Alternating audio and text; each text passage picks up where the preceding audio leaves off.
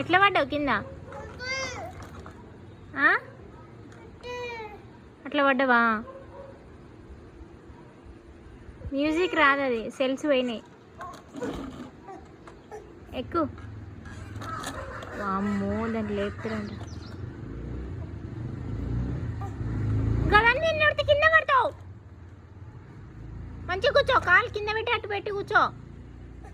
గట్ల 2 కాళ్ళు పెడతారా?